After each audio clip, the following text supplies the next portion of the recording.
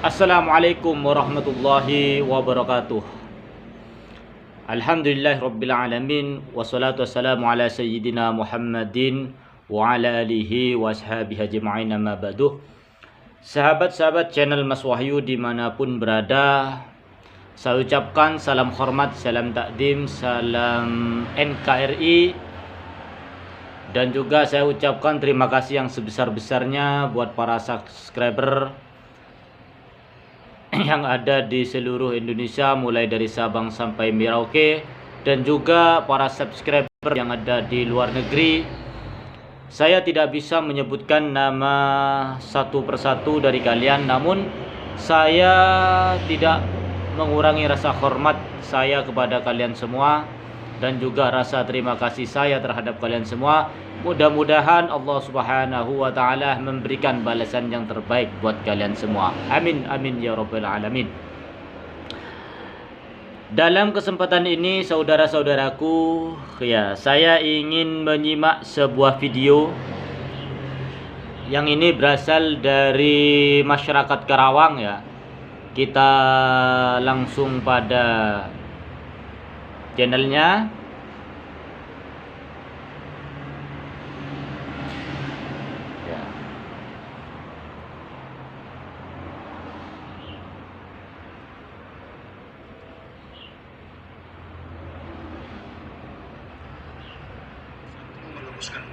Jadi Karawang menolak si Imaduddin. Jadi Karawang menolak kedatangan Imaduddin. Assalamualaikum warahmatullahi wabarakatuh.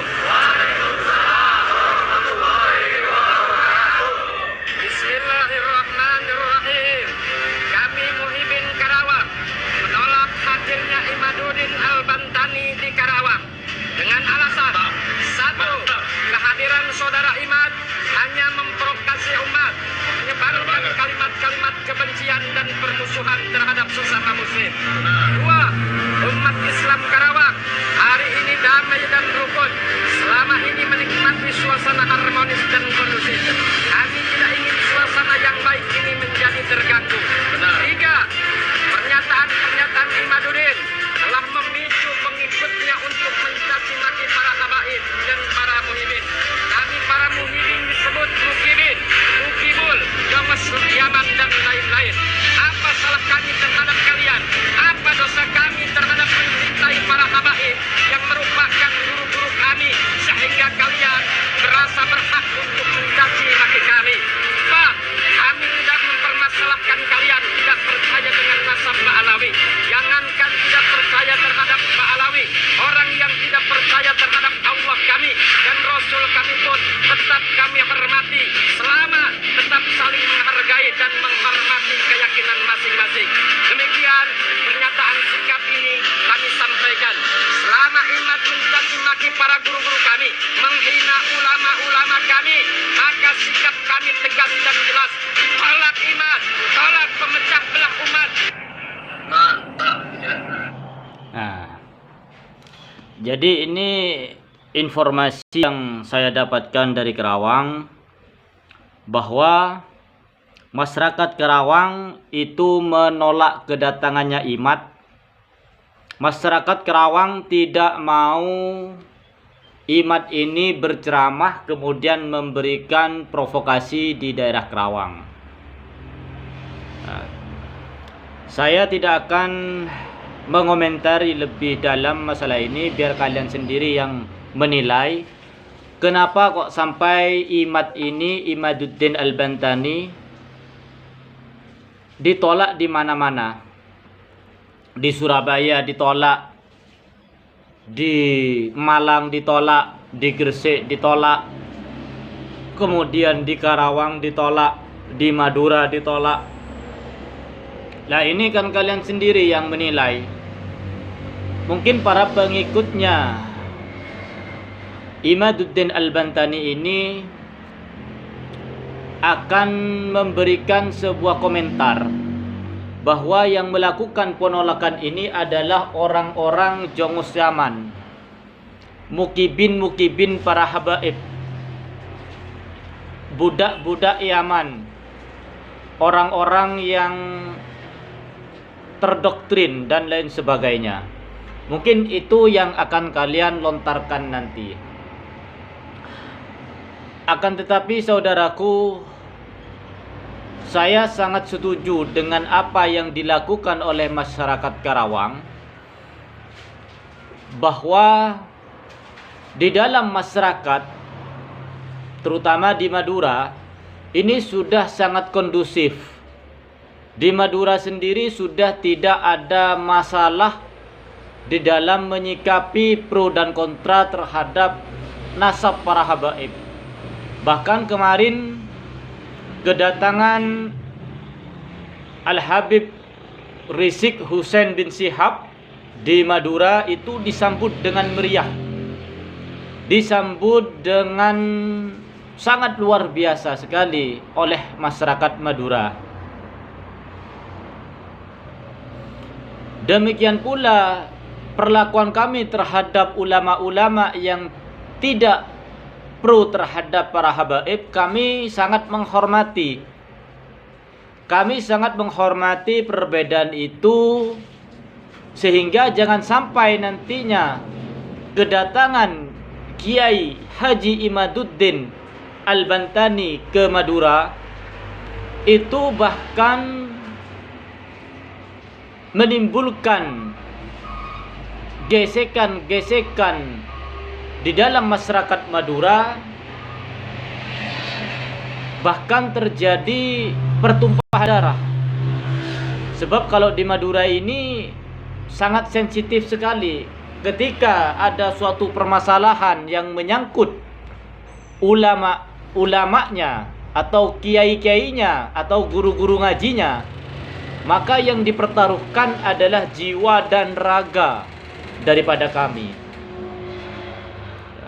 Kembali lagi atas kejadian penolakan Kiai Imaduddin Al-Bantani di berbagai daerah, kita dapat mengambil pelajaran dari situ, bahwa apa yang disampaikan oleh Kiai Imaduddin dan juga kelompok-kelompoknya itu merupakan upaya provokasi terhadap masyarakat supaya membenci, supaya tidak percaya lagi terhadap para habaib.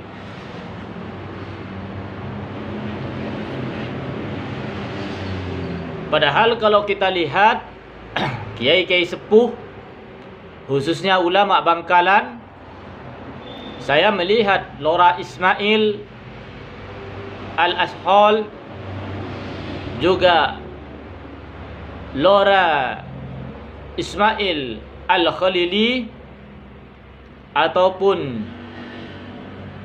Lora Karor, itu sangat dekat hubungannya dengan para habaib. Itu khususnya yang di Bangkalan ya. Kemudian saya melihat juga ulama-ulama besar, ulama-ulama sepuh yang ada di Kabupaten Sampang, yang ada di Kabupaten Pamekasan, yang ada di Kabupaten Sumeneb. Semuanya itu sangat menjalin hubungan yang sangat baik terhadap para habaib. Oleh sebab itu, saudara-saudaraku yang mungkin sudah termakan ceramah-ceramahnya Imaduddin, yang mana Imaduddin ini dan kelompoknya selalu menyuarakan NKRI, pribumi, tanpa dia itu menyadari pribumi itu apa. Di dalam Undang-Undang Dasar 45 dijelaskan bahwa kita itu hidup dari berbagai suku bangsa, kita hidup dari berbagai ras. Nah, untuk mewadahi daripada kemajemukan tersebut, perbedaan tersebut, maka dibentuklah semboyan Bhinneka Tunggal Ika. Walaupun berbeda-beda tetapi tetap satu jua. Maka ketika ada orang mengatakan bahwa para habaib adalah imigran Yaman, harus diusir, maka orang yang mengatakan seperti itulah yang sejatinya tidak paham dengan arti Negara Kesatuan Republik Indonesia. Orang-orang yang menyuarakan pengusiran terhadap para habaib karena dianggap sebagai imigran Yaman, inilah orang-orang yang tidak mengerti tentang hukum, yang justru merusak demokrasi. Orang-orang seperti itulah yang mengaku katanya paling pribumi, justru mereka sendiri yang mengabaikan Undang-Undang Dasar Negara Republik Indonesia dan juga melanggar hak-hak daripada warga negara Republik Indonesia. Kalau kita bicara sejarah asal-usul manusia yang tinggal di bumi Negara Kesatuan Republik Indonesia, maka ini tidak ada yang asli pribumi, semuanya pendatang. Kalau kita bicara masalah rasis, kita semua ini adalah pendatang di Indonesia.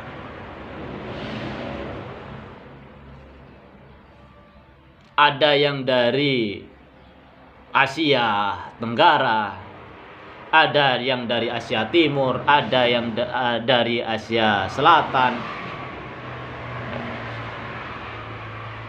ada yang dari Cina, Tionghoa. Jadi banyak, karena negara Republik Indonesia ini karena memang terdiri dari berbagai suku bangsa.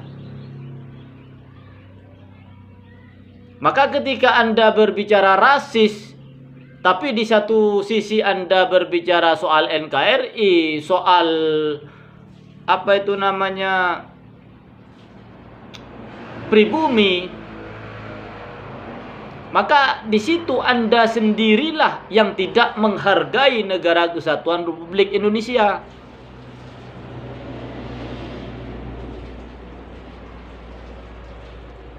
Karena mengabaikan Undang-Undang Negara Republik Indonesia yang menyatakan walaupun kita berbeda-beda akan tetapi tetap satu juga atau satu jua, yaitu di dalam Negara Kesatuan Republik Indonesia.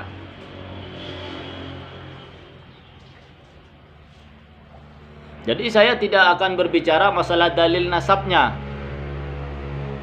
karena itu bukan kapasitas saya berbicara soal nasab, karena saya bukan ahli nasab. Jadi saya harus sadar diri bahwa saya bukan ahli nasab, saya tidak akan berbicara nasab. Akan tetapi saya berbicara dari sisi sosialnya, sesuai dengan ilmu, sesuai dengan disiplin ilmu yang saya tekuni.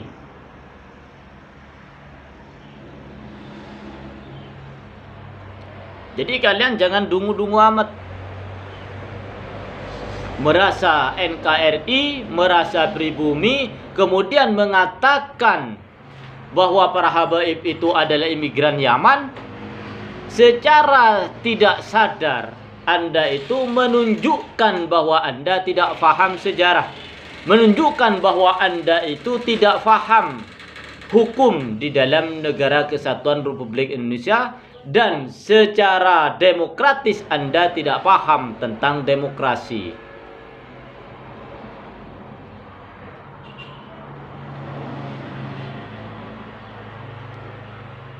Maka hentikan bicara yang mengarah pada intimidasi rasis.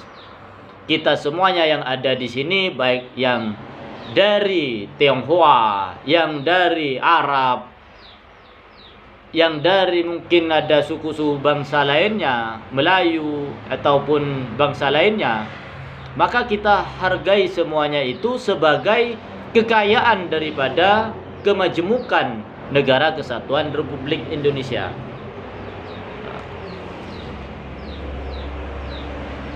Saudara-saudaraku dimanapun berada, saya kemarin sempat bertanya kepada salah satu kawan saya yang ada di Malaysia bahwa di Malaysia itu tidak ada ribut-ribut soal nasab, ribut-ribut soal agama, itu tidak ada.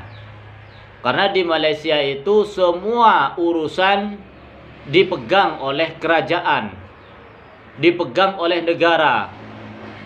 Jadi ketika ada aturan-aturan yang menyimpang daripada peraturan negara, peraturan pemerintah Malaysia, maka langsung ditindaklanjuti dan dipersidangkan oleh jabatan negara yang ada di sana.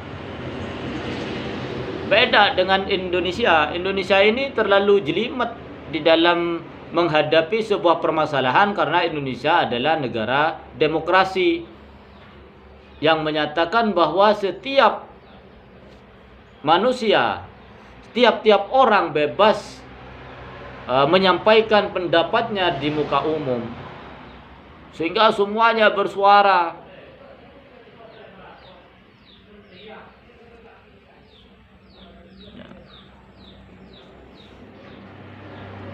Jadi itu saja saudara-saudaraku yang ingin saya sampaikan, bahwa marilah kita tetap menjaga kesatuan, persatuan, persaudaraan, dan keharmonisan di dalam bermasyarakat, berbangsa, dan bernegara.